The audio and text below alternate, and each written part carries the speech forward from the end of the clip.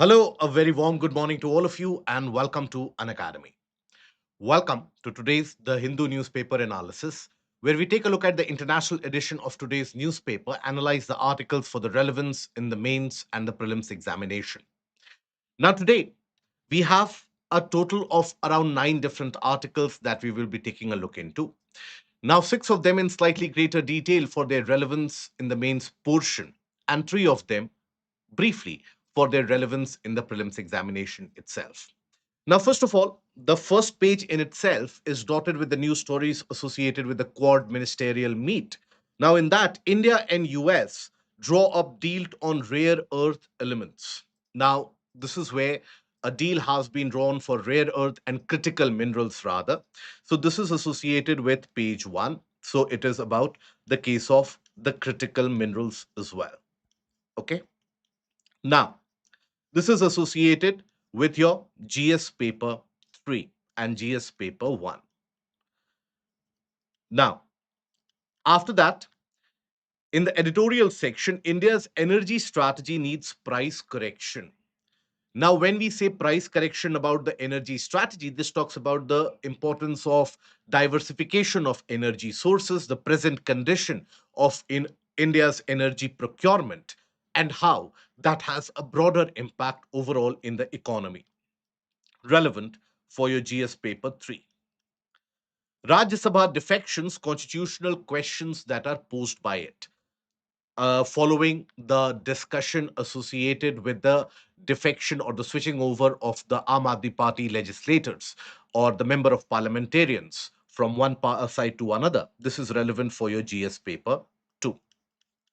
Now, bad fences, this follows the kind of the visit by Marco Rubio and how India and US they are not on perfectly good terms in the second Trump administration, and how both of them are trying to have overtures with each other, but still there is a lot of way or lot of travel to do in this. So this is relevant for your GS paper too.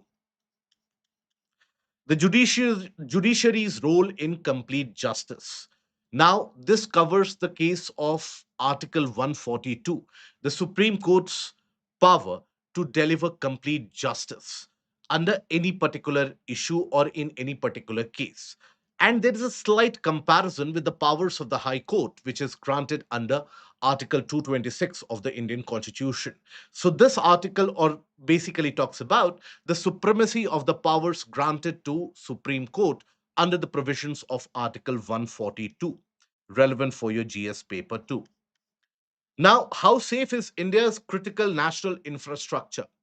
Now, this is a kind of a new story talking about how national infrastructure, when we talk about, it is much more reliant on internet now, connectivity, and that makes it much more vulnerable to outside attacks. So, it is a kind of a generic informative article relevant for your GS paper 3. Then some of the articles in page 1, you had the Quad initiative. So, two of the maritime initiatives by Quad, that is something that you should be aware about. What those initiatives are relevant for your prelims. Then Mekedatu Project. Now, Supreme Court has rejected Tamil Nadu's plea for halting the Mekedatu Project, which is proposed by Karnataka. So, what is this Mekedatu Project? And where is it situated? That becomes important for your prelims. And anti-dumping duty. Now, that anti-dumping duty can end up saving thousands of crores in terms of the forex reserves. So that is again something that is relevant for your prelims. Now, before we initiate the discussion, this year's prelims has indicated the importance of basic concepts, regardless of the factual questions which are there, regardless of the kind of anger that you have against UPSC. There were factual questions which or conceptual questions that you could have solved. For example, in geography, out of 12 questions which were asked, 10 of them could be solved if you were good in concepts.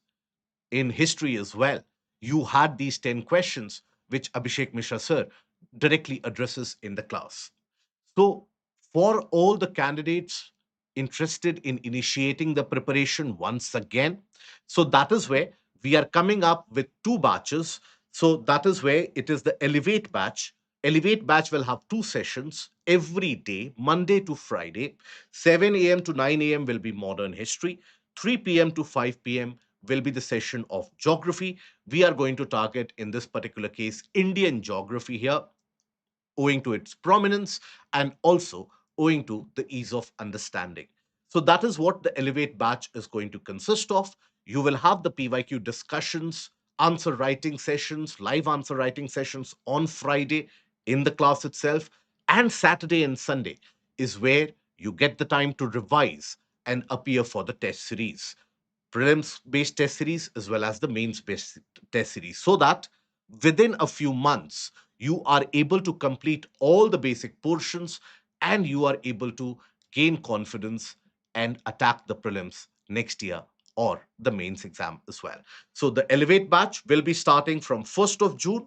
Do use the code IAS English to avail the maximum possible discount on that day and be a part of this batch. Now, yes, we will be having live answer writing sessions on Friday as well.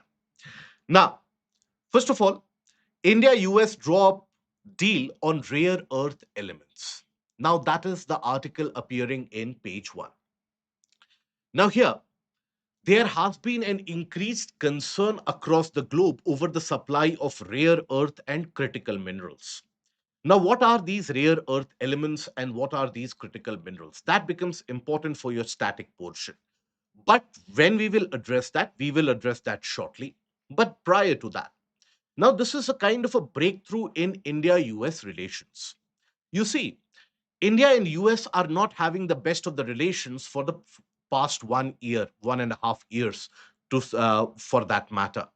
Ever since India has denied Mr. Trump the credit for Operation Sindoor and the ceasefire, US has not taken it up in good stride. And that is where the relations have gone sour from that point of time. US president calling India a dead economy, calling India a hellhole, talking about Indian immigrants in a derogatory manner, and also having increased overtures with Pakistan and China. That has put the relationship under increased amount of strain. In the light of this entire scenario, this particular minerals deal that we have with US is a positive outcome. Now, the sources in the government, they have described this as a thing in the offing for the past year almost. Ever since the Prime Minister, Mr. Narendra Modi, visited US last year, since that point of time, you had both the countries working towards it. Now, what is this deal about? This is basically India US cooperation across the critical mineral supply chain. And when we say critical mineral supply chain, the supply chain is a larger issue. Please understand, it is not just the mining of the critical minerals, the recycling of it, refurbishment of it, the transportation of the critical minerals. Everything will be targeted under this. And this is along with the Quad Summit meeting with and the Quad initiative for critical minerals to galvanize $20 billion in investment. This is a separate deal which has been arrived at. Now, US last year had also initiated what was referred to as the Pax Silica initiative to become self reliant on semiconductor tech and to become self reliant in terms of the critical mineral supply chain. Why? So, let me give you a brief preview into this. You see, when we talk about critical minerals, what are they? These are those raw materials and those mineral elements like lithium, cobalt, even rare earth elements, all of them, which are very, very essential for your newer tech like AI, robotics, machine tool learning, and even when we talk about electric vehicles, battery storage systems, everywhere, these critical minerals and rare earth elements are very vital. Having said that, over the past few decades, China has ramped up its refining and mining capabilities to such an extent that now China controls almost 85% to 90% of the global supply chain when it comes to rare earth elements and critical minerals. For example, you consider one of the critical minerals like lithium. Now, ideally, lithium is present in largest amounts across the world in Argentina, Bolivia, Chile, Australia, and so on. But even after mining those, they need to be refined and they need to be basically turned out into end products which can be used in the industry. For that refining, it has to go to China. Other countries did not ramp up their production capabilities to such an extent. Now, China is in a situation where China is challenging the global norms and the global order by holding up the supply chain. And if push comes to shove, China threatens to close this supply chain. That is what happened last year when US threatened China with increased tariffs. China said, "We won't supply rare earth magnets and also the critical mineral supply." Immediately, US backtracked. But the first signs of this increasing dominance of China in the global supply chains started emerging during the COVID pandemic. During the COVID pandemic, when you had the lockdown in China as well as the global finger pointing which was done at China for being responsible for the COVID strain, at that point of time, China started holding up this supply chain. As a result of that, the automobile industry, for example, defense industry for example, across the world, not only in India or not only in US, across the world, that came to a screeching halt. Delays became a norm where vehicular delivery started ranging from 6 months to 1 year, and the industries across the entirety of economy took a hit. It is at that point of time itself that various different countries took a conscious decision to become self-dependent in terms of semiconductors, in terms of critical minerals, and so on. The post-COVID pandemic era has seen a vociferous or a kind of a ferocious rise of China, exponential rise of China's power. Now, in that case, the world is forming a kind of a grouping that let us ensure critical minerals are supplied through us. And let us form a kind of a coalition. That is where the PAC Silica initiatives come into place. That is where the Quad Nexus comes into place. That is something we will discuss. That is where the Indo US deal also comes into place. So, this is the brief background about it. But given the nature of the exam paper now, given the nature of the prelims question now, it is important for you to know the aspect of these critical minerals, etc. Something that we have discussed in the YouTube video earlier as well. But nonetheless, consider this as a kind of a brush up and a revision. What are critical minerals? Raw materials, minerals and metals that are necessary for renewable energy, clean tech, and transition to a more sustainable low carbon future. That is why some of these critical minerals, they are also referred to as transition minerals. For example, copper, cobalt, these are also referred to as transition minerals. Why? Because as you transition from the conventional sources of energy to, let's suppose, the non conventional sources where you use battery tech, where you use electric vehicles, there you require these kind of minerals. That is the entire gamut of the critical minerals. So, lithium, vanadium, cobalt, nickel, gallium, platinum, rare earth elements, all of them are a part of critical minerals. Now, if you, I will also show it to you on the periodic table to make it more clearer. So you see, you will find multiple shaded elements within this periodic table. You don't have to memorize this. Please don't end up memorizing all of this. Now, here you will observe that you have minerals such as titanium, vanadium, zirconium, niobium, hafnium, tantalum, tungsten, cobalt, nickel, copper. All of them are a part of the critical minerals. Now, within that critical minerals, you have a subset which is known as rare earth elements. What are those rare earth elements? These. That is, you basically have a group of 15 lanthanides, right? Plus scandium and yttrium. These are your rare earth elements. Even there is a classification.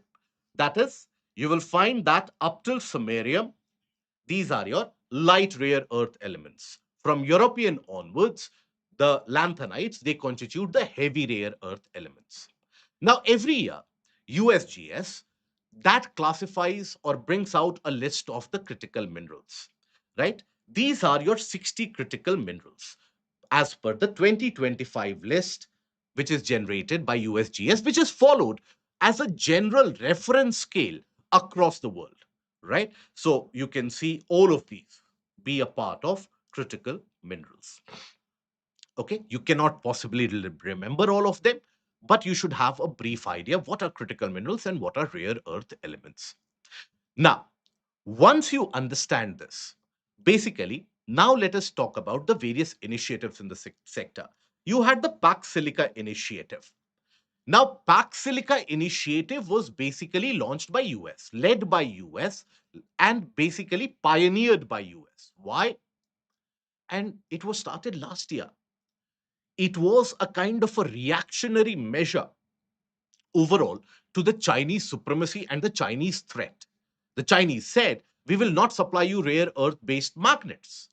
Now, rare earth based magnets, for example, when you consider magnets made out of neodymium, neodymium is one of the strongest magnets present on planet Earth. Now, that is based on the supply of the rare earth elements. So India has also allocated budgetary amount for the rare earth permanent magnets. We have also declared the rare earth corridor in our country. So the world reacted. US also reacted. Mr. Trump, in his own eccentric way, did mention that we will have so much critical minerals, so much critical minerals that we won't know what to do with it, and the rest of the world will come begging to us. But that anecdote aside, this is a tech that China has been developing for some time. Now, in the original Pax Silica initiative, India was not considered to be a member of it. And that irked many of the people in Indian community, Indian government, and Indian industry. So, what was the original Pax Silica initiative?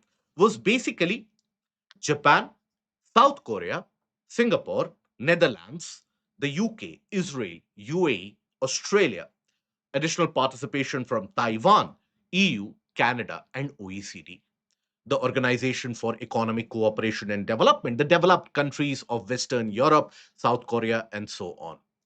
Now, India was not included. What was the argument given by US?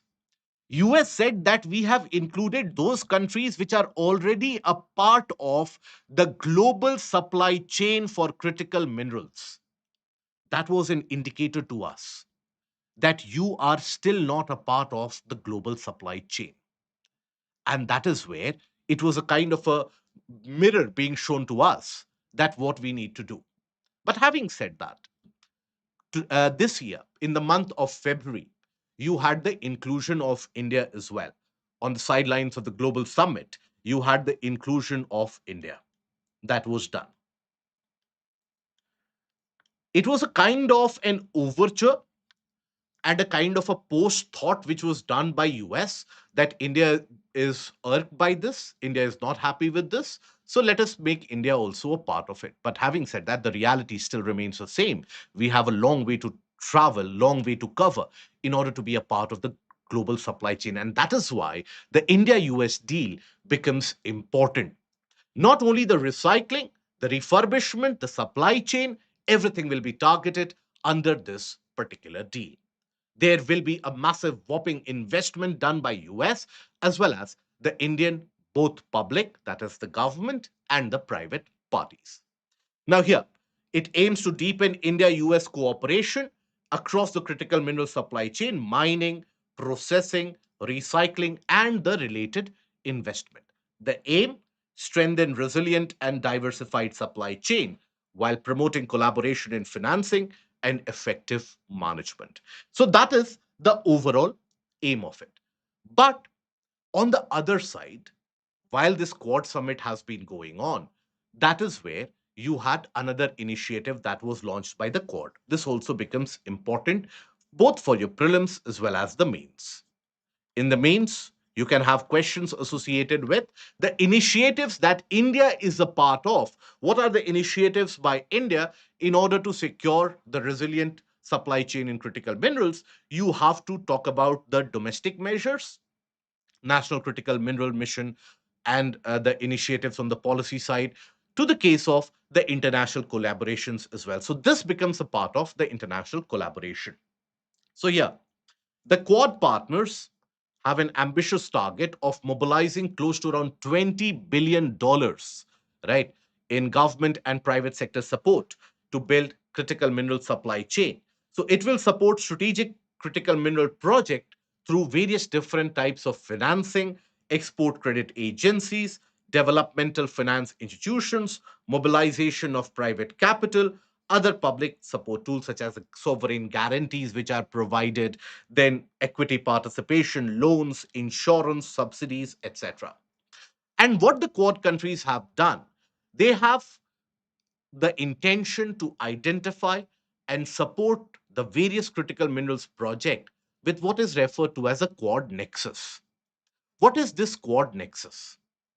Quad nexus is basically, nexus is what? A kind of a grouping that you form. That is what is referred to as a nexus in generic terms. So when we say a Quad nexus, it is basically all these Quad countries, India, Australia, Japan, and US, any of their critical mineral investment, the sources which are present in those countries, the companies which are investing in the critical minerals anywhere across the world, everything comes under the part of the Quad nexus. So when they say we will invest $20 billion, it will be through the Quad nexus. For example, let's suppose India does invest it through Kabil, right? A kind of the conglomeration of the PSUs which India has formed for investment in critical minerals and rare earth elements abroad. So if India invests through Kabul, so that will also be a part of investment done through the Quad Nexus. So that is the entirety of Quad Nexus which is being done in order to ensure that critical mineral supply chain is resilient. So these are the initiatives which have been taken. Okay. Overall, in a gist, in a nutshell, in 30 seconds, what is this entire article about? This entire article is about India US deal about critical minerals and rare earth elements, but also understanding the importance of building up resilience in the critical mineral supply chain. That's it. Okay. Rest of the paraphernalia or rest of the peripheral aspects that we have talked about, that is important for your prelims examination as well as to be mentioned in the mains exam. Now, India's energy strategy needs price correction. Now, this is an article in the editorial section. Now, this talks about the case of India's energy strategy right now.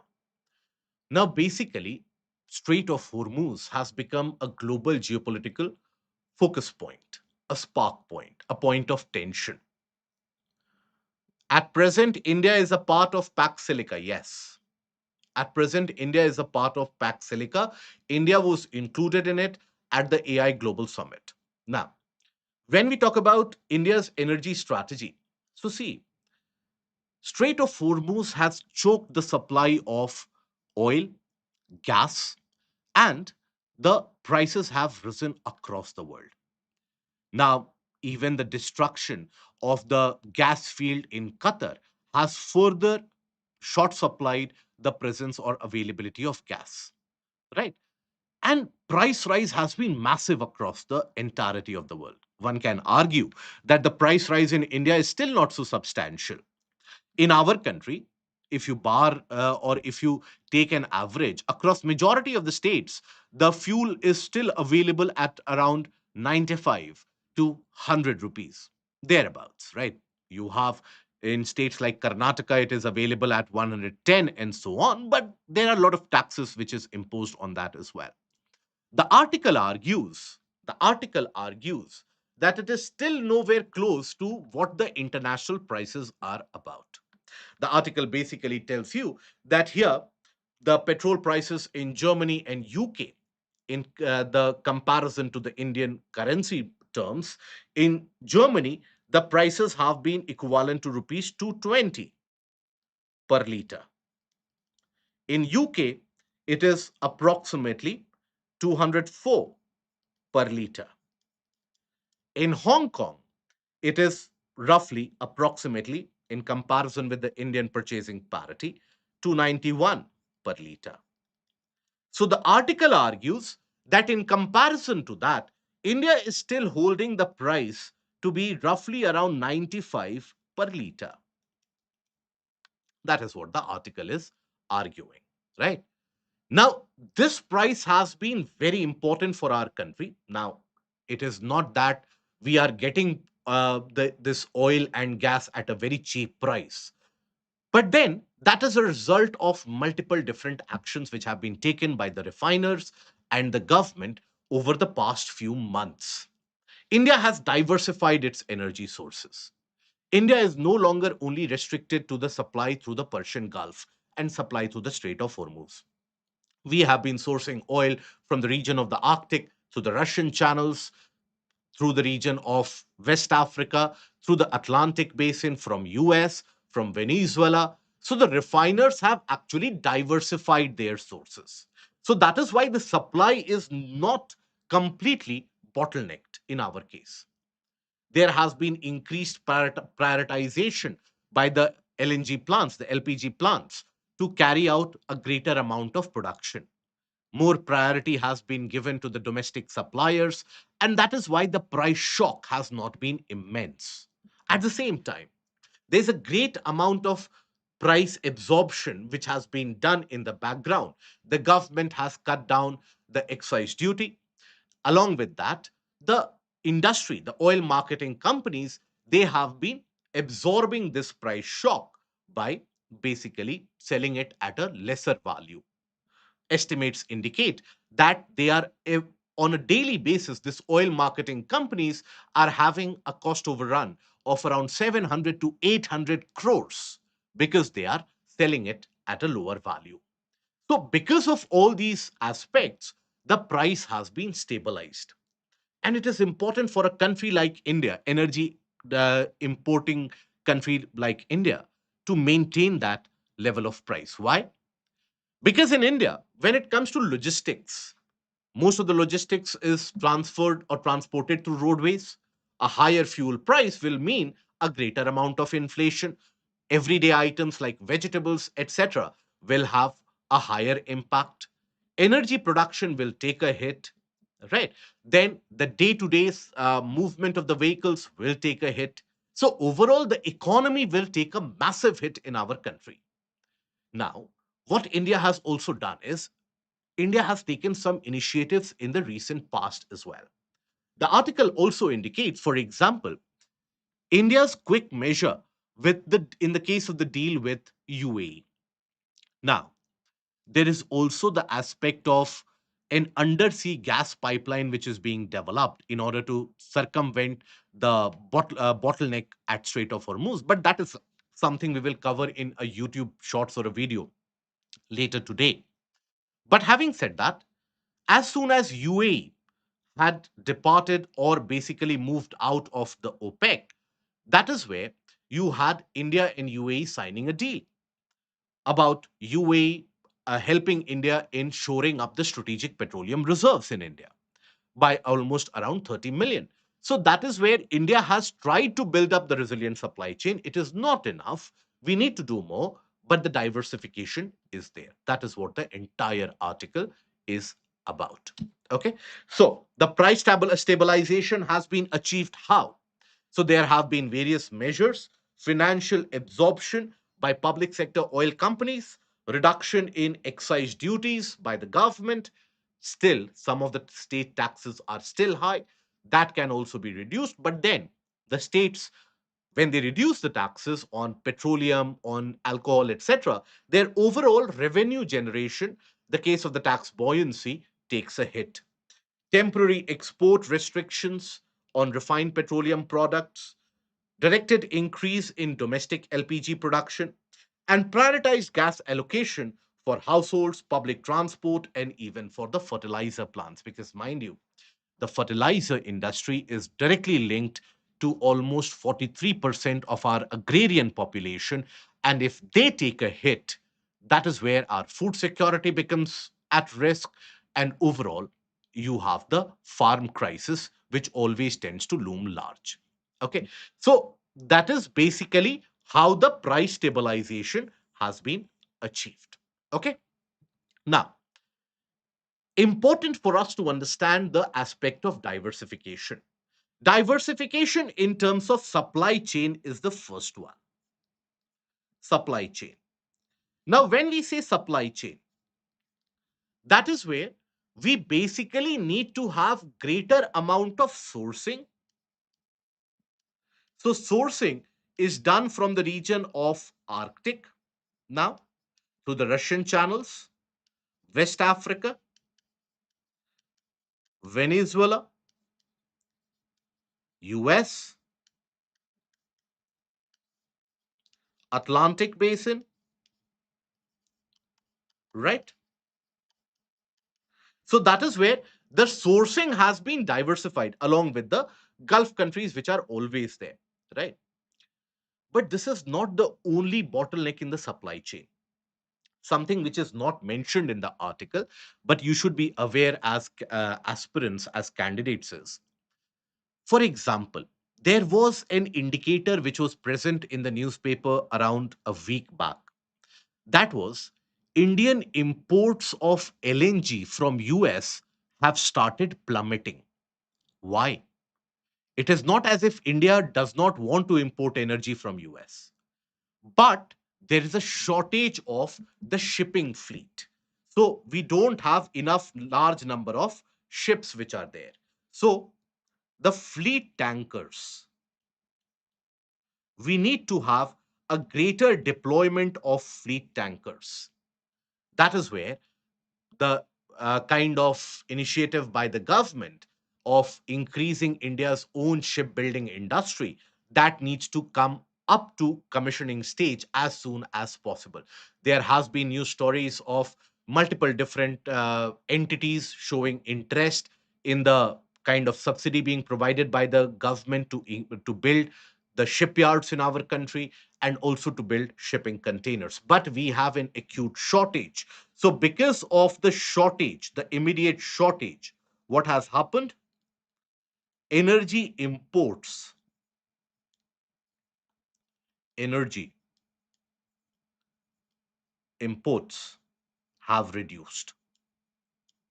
Now, you see, oftentimes you hear about the strategic petroleum reserve, that India has so many days of strategic petroleum reserve, China has so many days of strategic petroleum reserve. Strategic petroleum reserve is not only restricted to the underground rock caverns which are there. What you observe in Padur, Mangalore, Vishakhapatnam, Chandikol, not only that is the strategic petroleum reserve.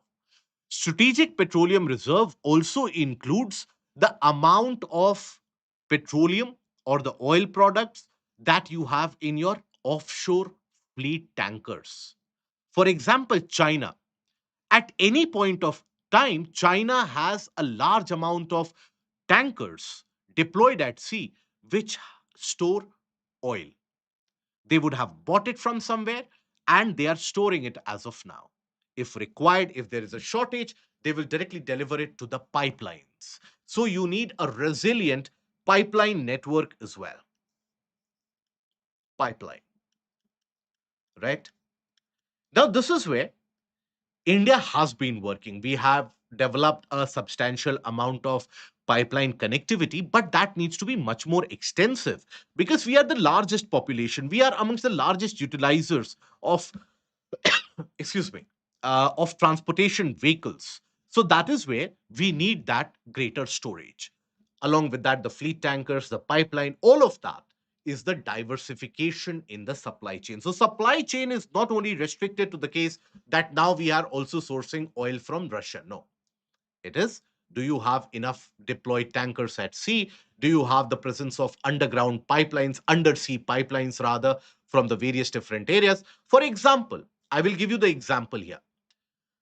China is much more resilient to the global oil shocks. Why?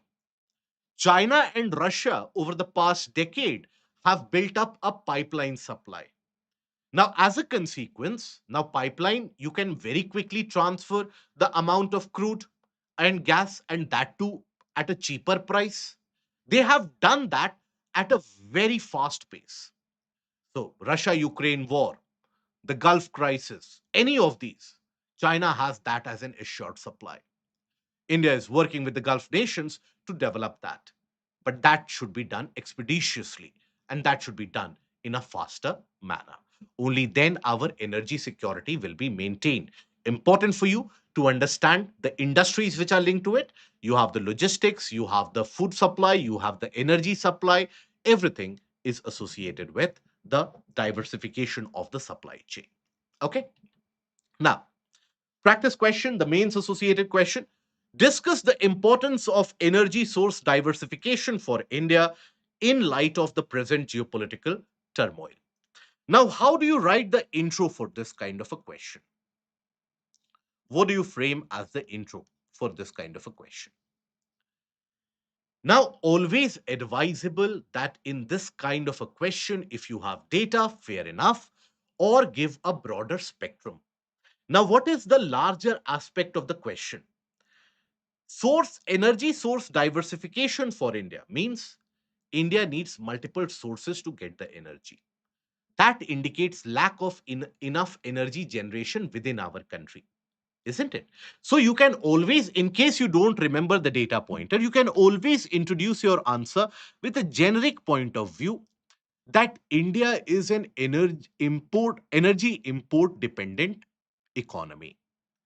The third largest fleet of transportation vehicles across the world is dependent heavily on the import of more than two-thirds of the uh, energy sources or fossil fuel at any point of time.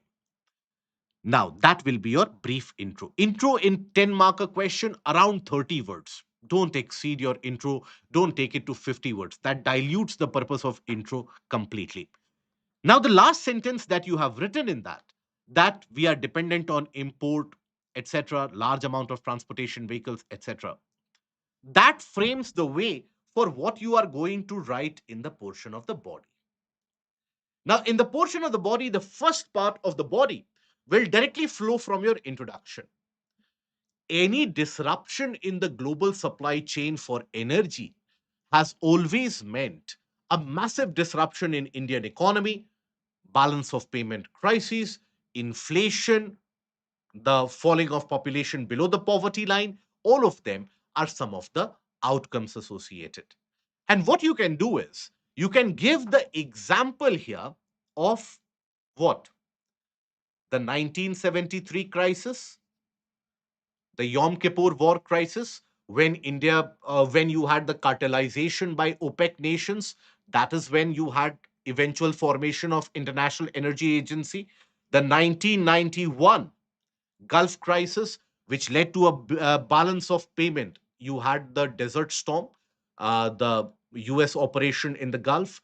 Now, as a consequence of that, India had a balance of payment crisis. We went to the IMF for a bailout.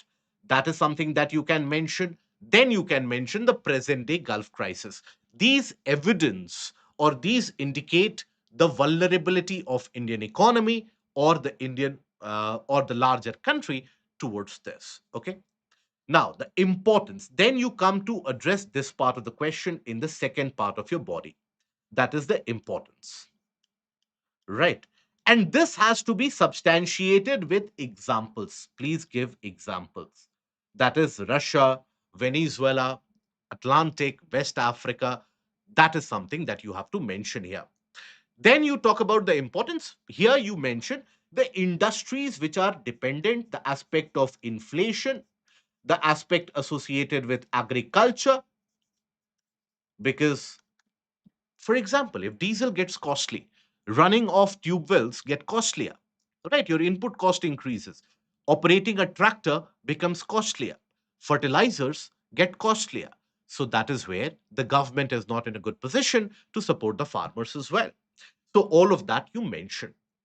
Then follow the 80-20 rule that we have been talking about. 80% you have addressed what is there in the question.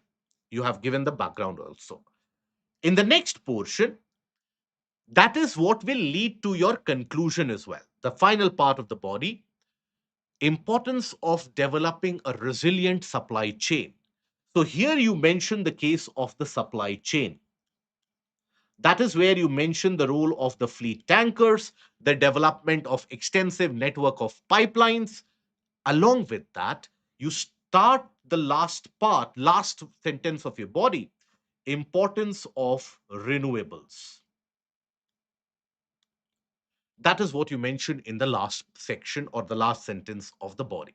Now, eventually, that will lead to the conclusion that the long term sustenance of an energy starved country like India will be dependent on our massive scale up and a faster scale up of non conventional sources of energy, expansion of the renewable grid, and ensuring the transition of the fleet tankers, the transition of the transportation vehicles into the renewable sector so that we are resilient to the global supply shocks. So, what you have done, you have provided a way forward, you have started with the background, you have provided the solution, and you have also provided the way forward. These are important components in answer writing. Try to write it and get it evaluated. Now, Rajya Sabha defections, constitutional questions which are posed by it. Now, you see, since the framing of the constitution and since the convening of the parliament, this has been an ever looming question. Now, in the initial portions or in the initial decades following independence, that is in the 50s and the 60s, you had almost a single party which would be dominant across the country. So the question of defections did not arise at that point of time. Then, in 67 onwards, that is where you had the very infamous or famous Ayaram Gayaram crisis, where one individual switched multiple parties in a short period of time. And that is what was then taken up as a norm in the subsequent years as well. You had the formation of the YB Chavan Committee, the same YB Chavan associated with the revamping of India's defense sector post the China war.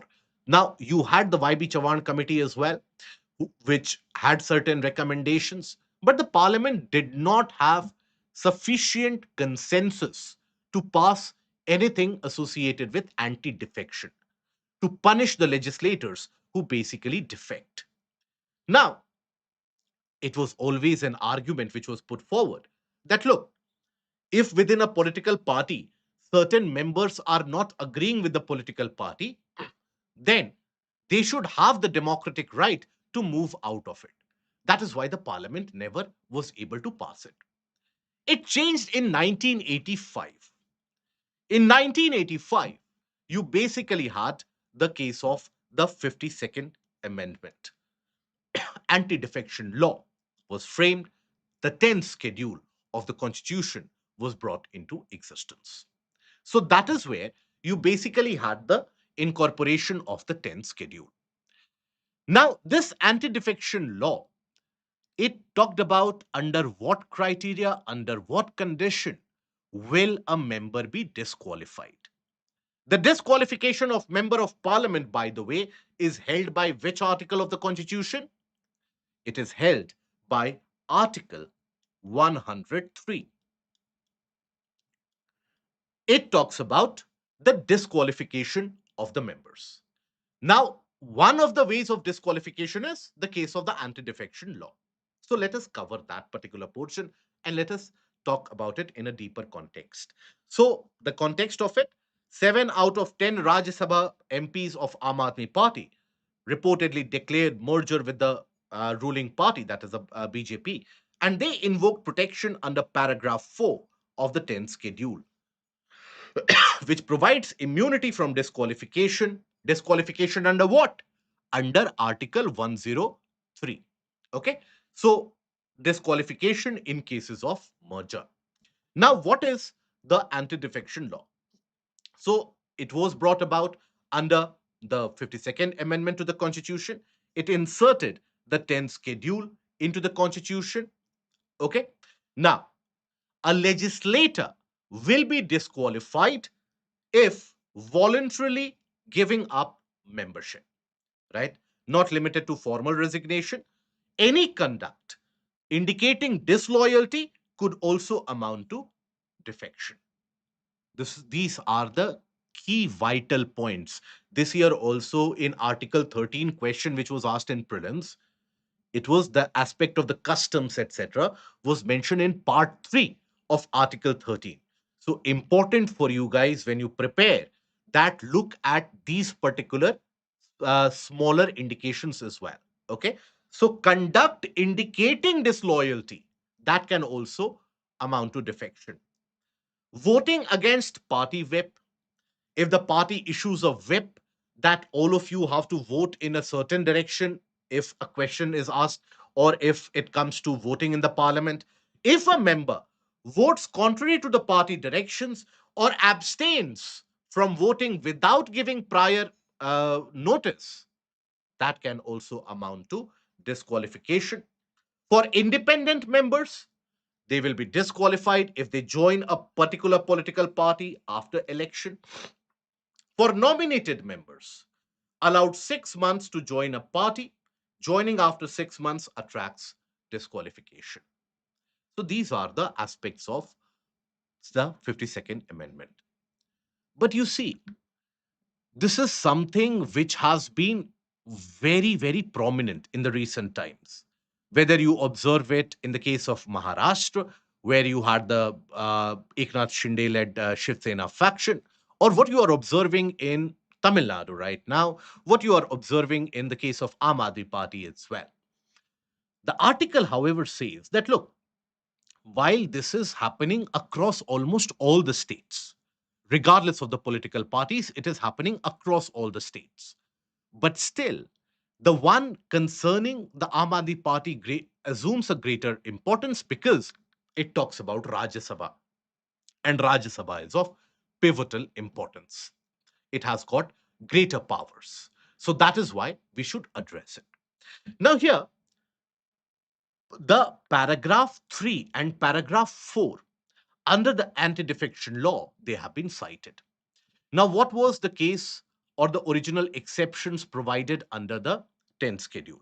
This 10th schedule mentions when a candidate will be or a legislator will be disqualified.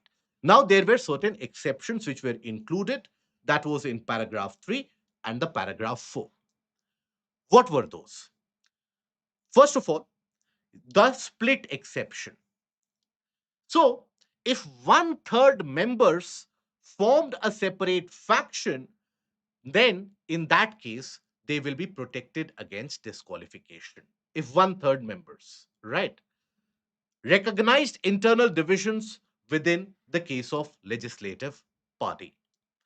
The problem with that, it was extensively misused for engineered defections, encouraged factional politics and instability. Paragraph 4, merger, provides protection when two-thirds legislators agree to merge with another party. Now, if two-thirds members, legislators agree to merge with another party. So, the Aam Aadmi Party legislators have actually invoked the provision under paragraph 4. But what happened to paragraph 3, by the way? You don't read about paragraph 3. Paragraph 3 was removed. Okay? Paragraph 3 is no longer in existence. And that was done by the 91st Amendment 2003. Under the provisions of the 91st Amendment 2003, what was done was the provision of paragraph 3 was deleted. The reason for it, here, it was recommended by the Law Commission, by the Dinesh Goswami Committee as well. But why is it that this paragraph was deleted? What is the paragraph? Protected legislators if one-third members formed a separate faction. Now, the parliament and basically realized that party has to gain supremacy. In a multi-party democracy, in order to maintain the sanctity of the political parties, you need a viable opposition as well for the functioning democracy. So that is why, in order to protect the sanctity of a political party, that is where paragraph 3 would easily be could easily dilute that. That is why it was removed. Now, what were the implications of that? Parliament intentionally moved away from legitimizing internal fractures within the legislative parties. It restored primacy of political party rather than the legislature party.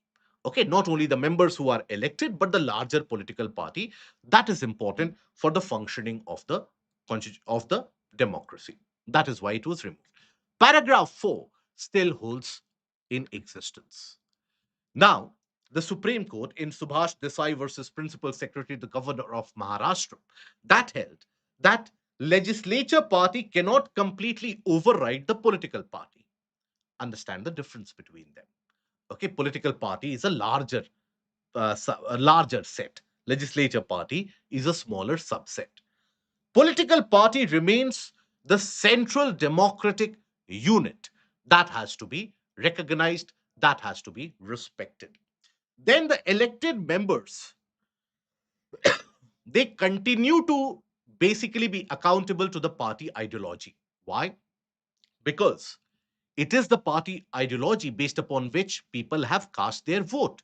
People have trusted you based upon what your party ideology is. For example, take the case of what is going on in Tamil Nadu right now. You have left, right, and center, the members of various political parties, they are switching sides. Now, when people cast the vote, they cast the vote to a particular member of a particular political party. Now, if they decide to switch sides, what happened in Maharashtra earlier? Now, that is again a kind of a violation of the public trust. That is why the Supreme Court held that elected members continue to remain accountable to party ideology and organization. The broader implication, it weakened the claims that mere numerical majority within legislature automatically legitimizes factional control. So, that was the case of the Supreme Court judgment. Now, overall, this particular editorial section says that look, you can or you can argue immunity under the sections of the paragraph 4. But paragraph 4 should not be read in isolation. Political party remains supreme. Even though paragraph 3 has been deleted, supremacy of the political party should be understood. So that is why when you are arguing for the merger, what about the larger party ideology? That is the argument presented by the article. And it basically argues that any future judgment call which shall be taken about the fate of these legislators, it should be keeping in mind the aspects of paragraph 3 as well as paragraph 4 along with the Subhash Desai judgment. I hope this is clearly understood by everyone. Now, coming on to the next article, bad fences. This is a simplistic article talking about the case of Indo US ties. Indo US ties. Now, when we talk about the ties between India and US, they have been going through a very struggling, a tumultuous phase post Operation Sindoor. After that, Mr. Trump has called India a hellhole, dead economy, immigrants have been given a bad name, the visa program has been cut short, tariffs have been imposed at the highest rate. So the indications by the US are not good. That is where the relation has gone through a rocky phase. Marco Rubio's visit, this is where India did roll out a red carpet. But there was a kind of a pessimism from Indian side as well, which you could see in the press conference, which was addressed by Mr. Jaishankar and Mr. Rubio. Now, the Prime Minister also met Mr. Rubio, which was a departure from the existing policy or the common norm or protocol. That still indicates the primacy that India gives to this particular relationship. But having said that, the relationship needs a lot of makeover to do. There are these supply chain bottlenecks that we have tried to solve with this deal on critical minerals.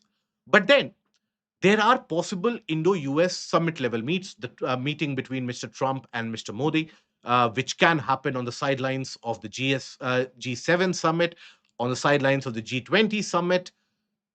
US has basically extended an invite. Marco Rubio has extended an invite to the Prime Minister to visit the US in the near future. India has not committed to it, right?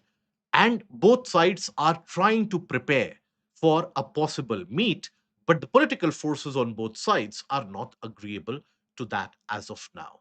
So it is going through a rough phase, and that is where the Rubio's visit was an opportunity to mend the economic ties. In the long run, both are the oldest and the largest democracies, and they would do well to go together. But India would never accept the supremacy of US over its own national interest. That has been the stance taken by all the previous governments, and the present government is not an exception. So that is the nutshell of this. Now, judiciary's role in complete justice.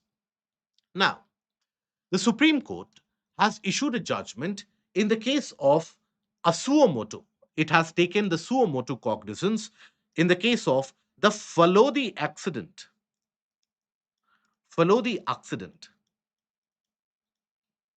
versus NHAI and others, right? 2025. It has invoked the powers which are given to the Supreme Court under Article 142.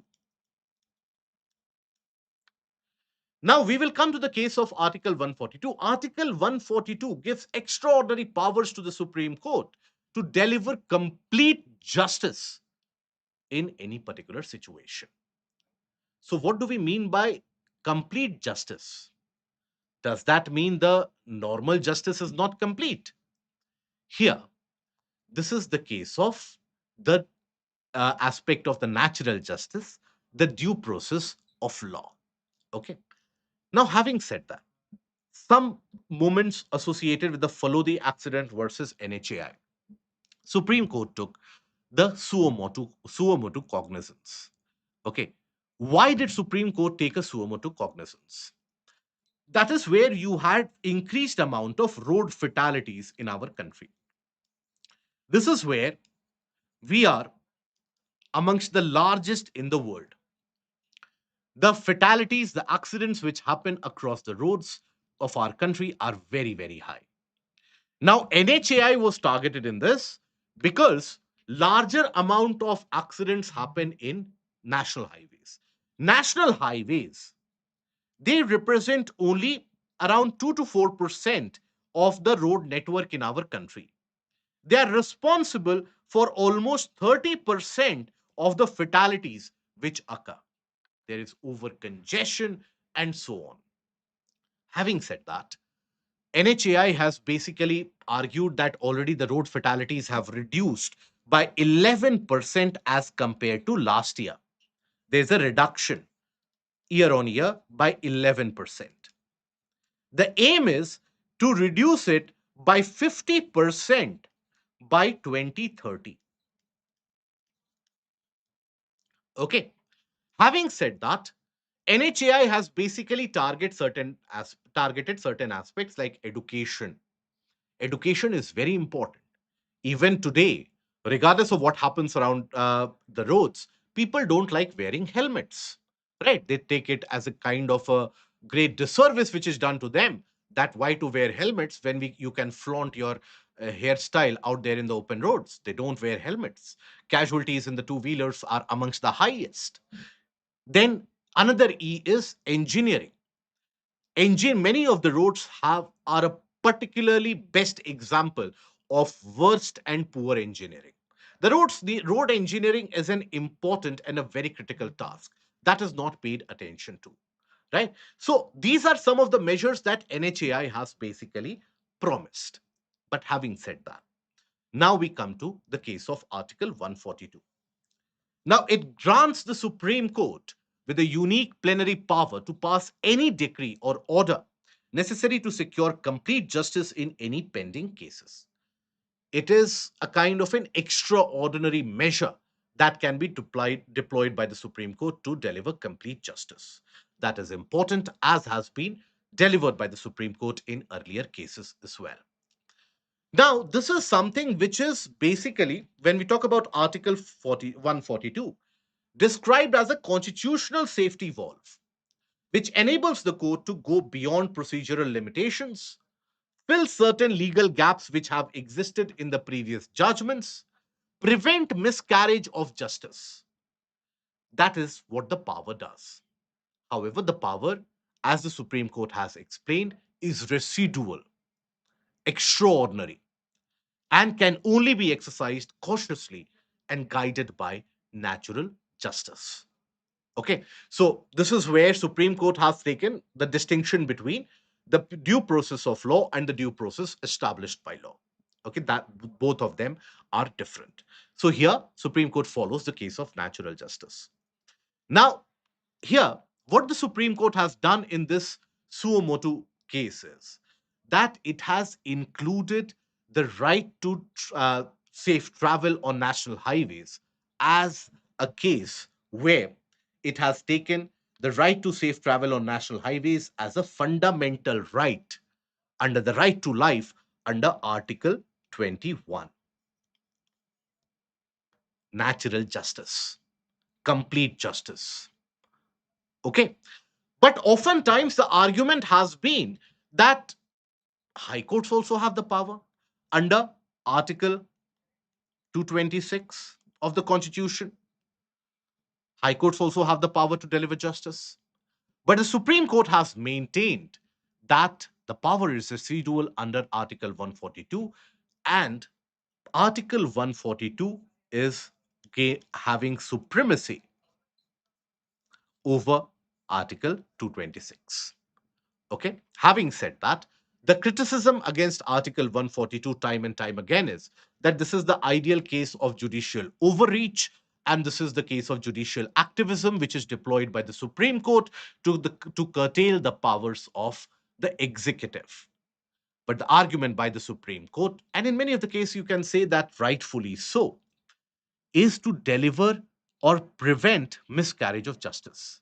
In many of the instances, the high courts, they have taken a decision which appears to be very wrong. They have delivered a judgment which appears to be very wrong. Supreme Court has the power to take suo motu cognizance and deliver complete justice. So, for your examination, what is important for you to understand? Article 142, then the case of Article 21 and Article 226. Okay. Now, how safe is India's critical national infrastructure? Now, when we talk about the national infrastructure of our country, national infrastructure basically includes not only the road networks that you see, but electricity supply, refineries that you have, cooking gas, petroleum, groceries, banking, communication, healthcare, law and order, governance. All of that is national infrastructure. Why critical? It is considered critical because it is important for the functioning of the country. Okay, very, very important for the functioning of the country. Now, having said that, in the present day age of internet and connectivity, all these are interconnected and interlinked to each other. All of them, right? Earlier, what used to be the case is, let's suppose you would have a thermal power plant.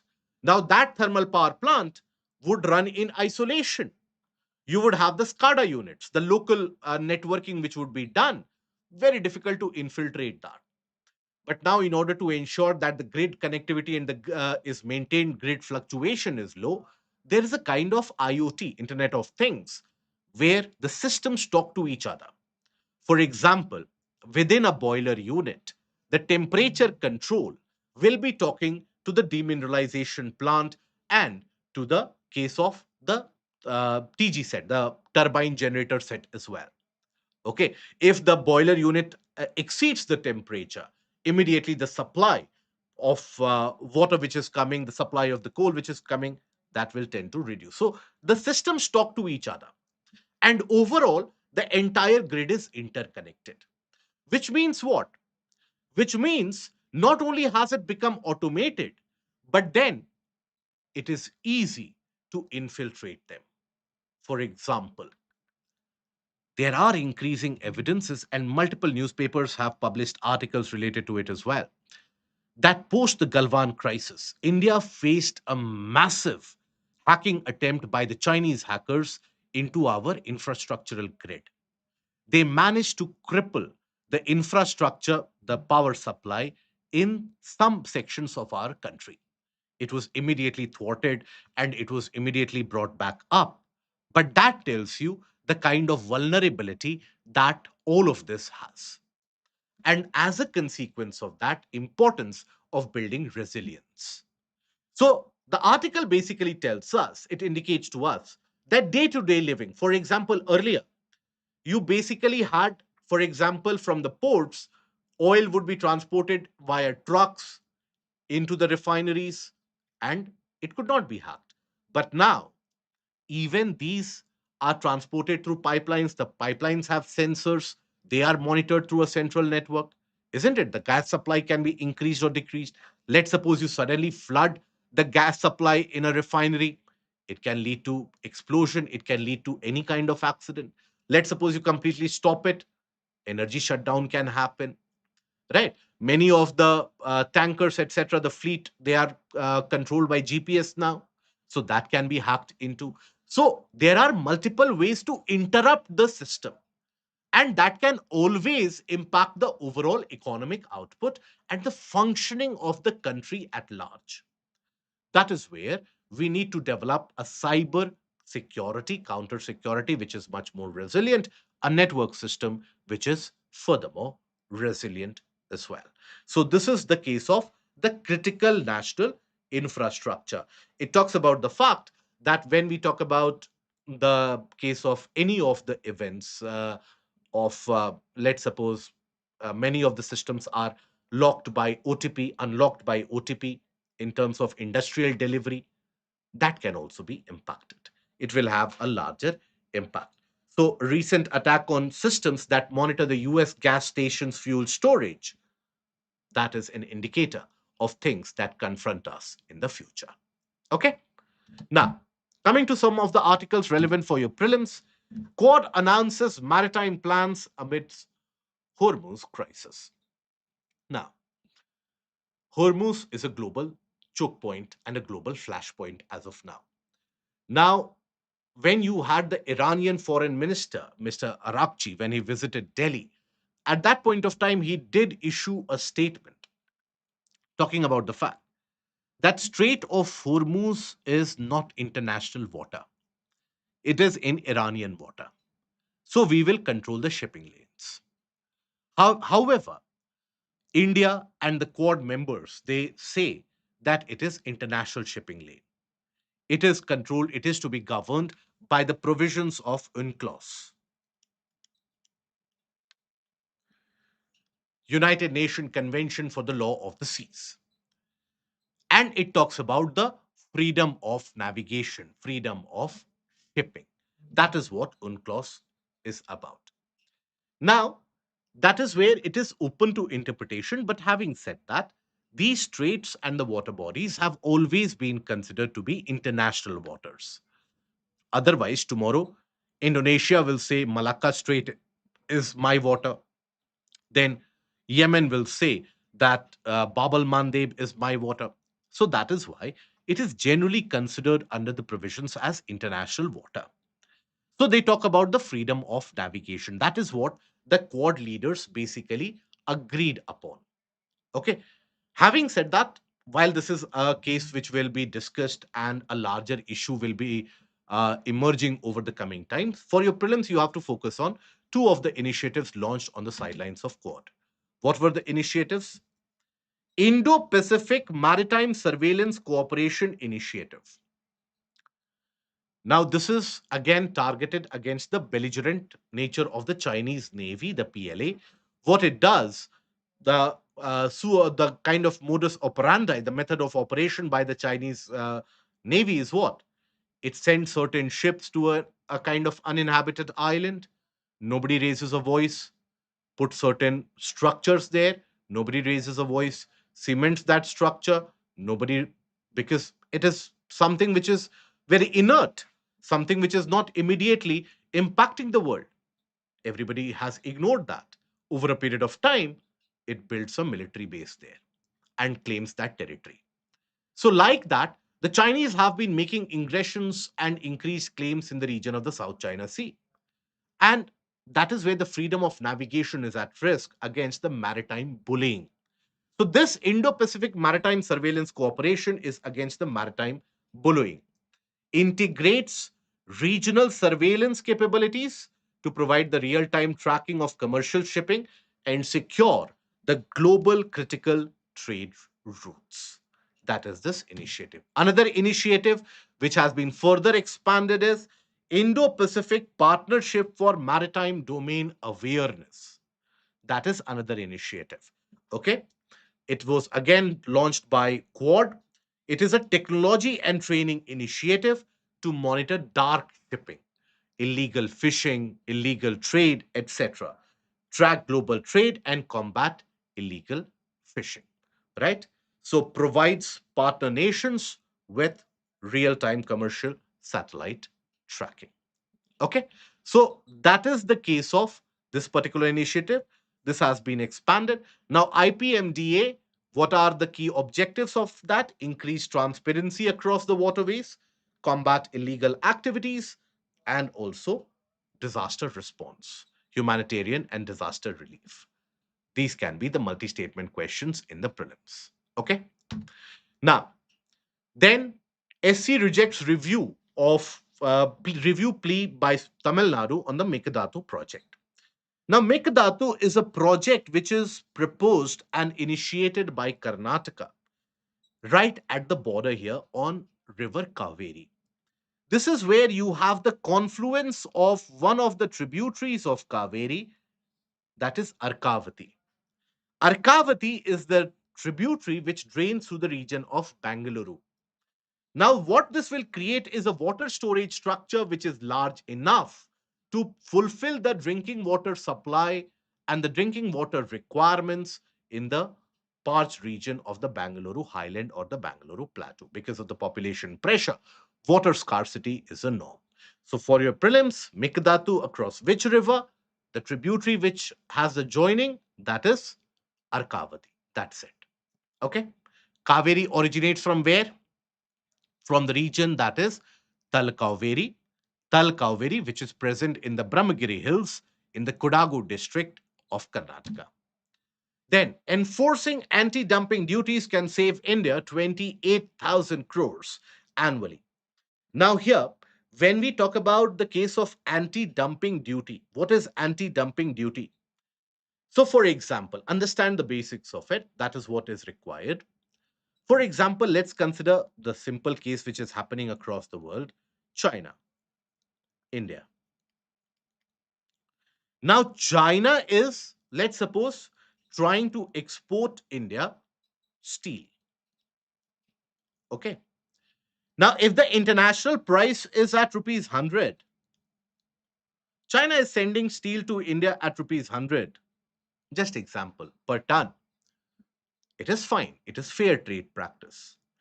But what if the Chinese, they start selling it at rupees 10 rather than rupees 100, or rather than rupees 100 start selling it at rupees 50?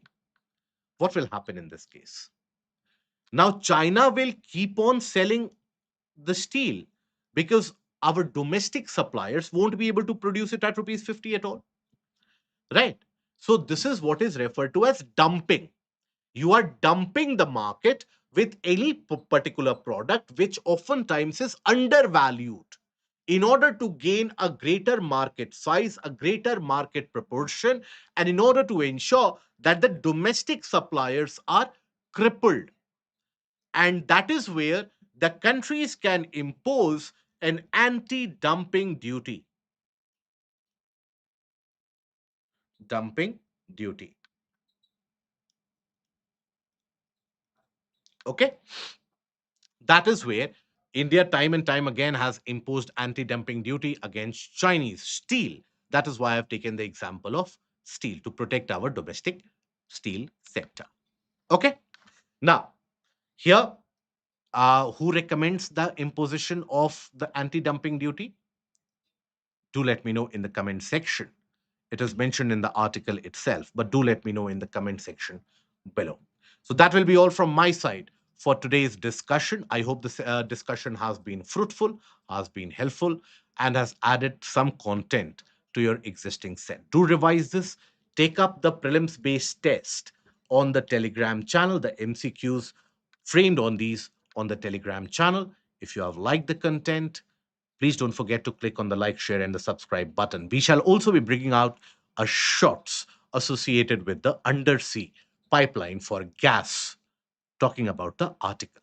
Okay. So till we meet again, do take care of yourself. Goodbye. Thank you.